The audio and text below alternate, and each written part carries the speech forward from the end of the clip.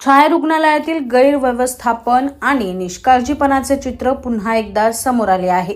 रुग्णांच्या तक्रारींनी त्रस्त झालेल्या या रुग्णालयाची वस्तुस्थिती पाहण्यासाठी शिवसेनेचे नगरसेवक विकास सोमेश्वर यांनी प्रत्यक्ष भेट देत प्रशासनाला धारेवर धरलं।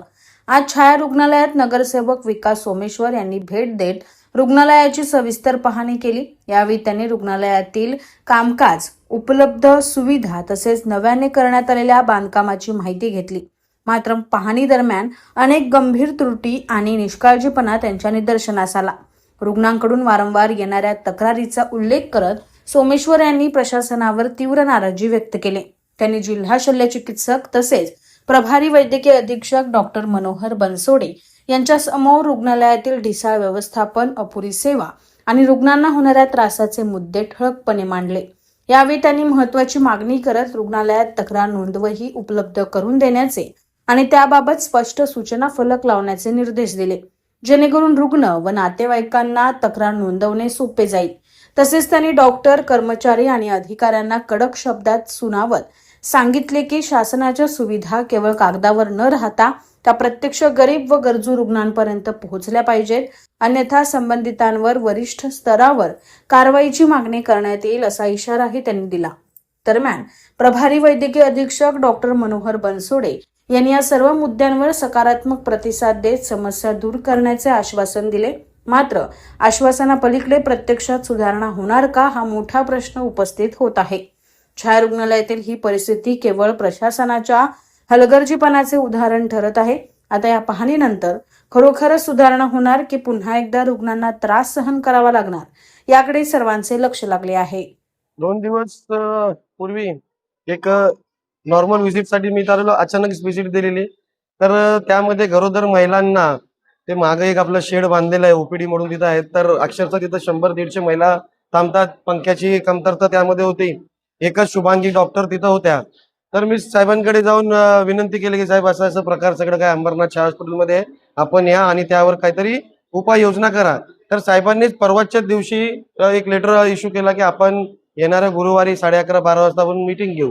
तर त्या मीटिंग अनुषंगाने आज साहेबांना पण समजलं की वस्तुस्थिती खरोखर इथं महिलांसाठी स्पेशल वास्तुस्थिती जे भयंकर आहे, कारण की तिथं पंखा नाहीये, तो शेड आहे तो पत्रेचा आहे आणि त्यामुळे काय आता गरमीचं प्रमाण जास्त असल्यामुळे लगेच लोकांना चक्कर येणे, बीपी लो होणे हे साहजिक आहे।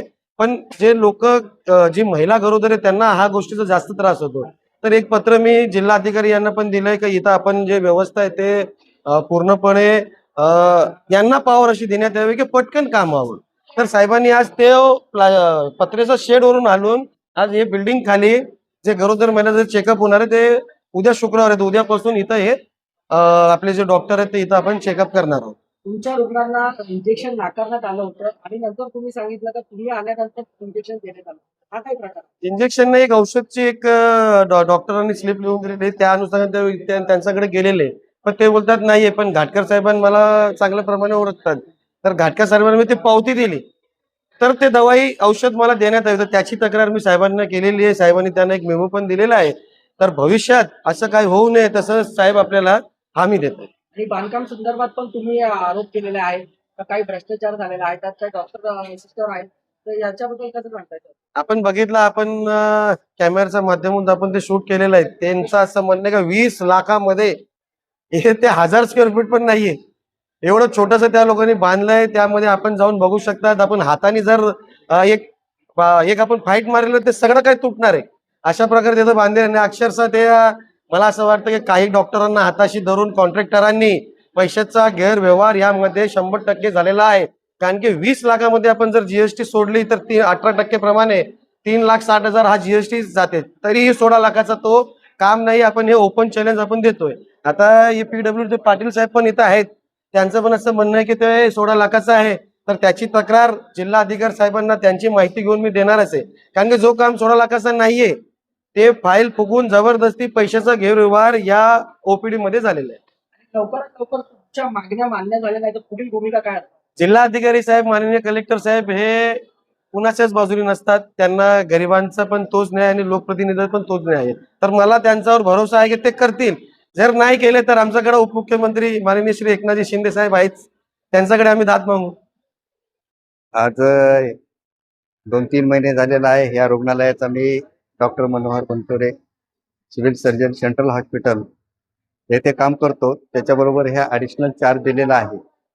तर या रुग्णालयाकडे जसा तिथून वेळ मिळेल तसा येऊन लक्ष देत आहे. काही अडीअडचणी ज्या आहेत त्या माझ्या कानावर आलेल्या आहेत आणि त्याच्यामध्ये एक प्रामुख्याने आमचे या शहराचे नगरसेवक माननीय सोमेश्वर साहेब यांची व्हिजिट झाली. त्यावेळेस त्या पत्र्याच्या शेडमध्ये ANC ची ओपीडी चालते. तर ही ANC ची ओपीडी आपण इथे ह्या जुन्या बिल्डिंगमध्ये सावलीमध्ये करण्याचा विचार केलेला आहे आणि इथे स्पेस भरपूर आहे. तर इथे ANC क्लिनिक चालेल. सगळ्या गरोदर माता इथे बसतील आणि अधीक्षकांच्या कार्यालयामध्ये स्वतः गायनेकॉलॉजिस्ट असतील. तिथे एक टेबल असेल एक्झामिनेशनचा, त्याच्यामध्ये तुम्ही चेकअप करायचा आणि इथल्या इथं पेशंट तुम्हाला लेबर रूमकडे घेऊन जाता येईल. ही गरोदर मातासाठी आपण अतिशय चांगल्या प्रकारे एक बदल म्हणून आपण सोय करणार आहोत. सदर रुग्णालयामध्ये डॉक्टरांच्या निष्काळजीपणामुळे अनेकांचा जीव गमावलेला आहे.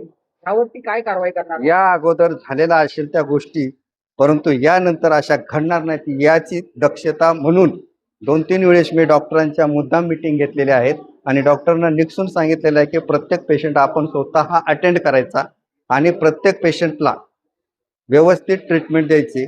इथे होत नसेल उपचार तर सेंट्रल हॉस्पिटलला पाठवा. तिथे सेंट्रल हॉस्पिटलमध्ये नाही झालं तर आम्ही पुढे बघू. अंबरनाथ शहरातील रुग्णांचा आरोप आहे का डॉक्टर बाहेरलाच निघून जातात सर, म्हणजे तपासत नाही आणि डायरेक्ट निघून जातात आणि प्रायव्हेट प्रॅक्टिस करतात सर. यावरती तुम्ही कसं बघताय? नाही, प्रायव्हेट प्रॅक्टिसच्या बाबतीत माझ्याकडे जर पुरावे काही आले तर मी नक्कीच त्या मेडिकल ऑफिसरवर कार्यवाही करेल. असे पुरावे जर माझ्याकडे सादर झाले तर नक्की प्रशासकीय कार्यवाही होईल. परंतु डॉक्टरांनी त्यांच्या ड्युटीमध्ये वेळेमध्ये उपस्थित राहून वेळेमध्ये पेशंट बघावा हे मी कटाक्षाने त्यांना म्हणजे पुन्हा पुन्हा सांगत असतो, वारंवार सूचना देत असतो. गेल्या अनेक वर्षांपासून ह्याच ठिकाणी डॉक्टर्स आणि काही स्टाफ आहेत, त्यांच्यामुळे रुग्णांना आरेरावी होते सर. त्याबद्दल काय सांगू? रुग्णाशी, रुग्णांच्या नातेवाईकांशी सौजन्याने वागावे म्हणून मी पुन्हा पुन्हा यांना परिपत्रक काढलेले आहेत आणि त्या परिपत्रकानुसार यांनी व्यवस्थितपणे सौजन्याने रुग्ण आणि रुग्णांच्या नातेवाईकांशी आलेल्या लोकप्रतिनिधींशी चांगल्या प्रकारे वागावे अशा सूचना दिलेल्या आहेत. आणि असा जर मला कोणी दोषी आढळून आला तर नक्कीच त्याच्यावर प्रशासकीय कार्यवाही होणार आहे.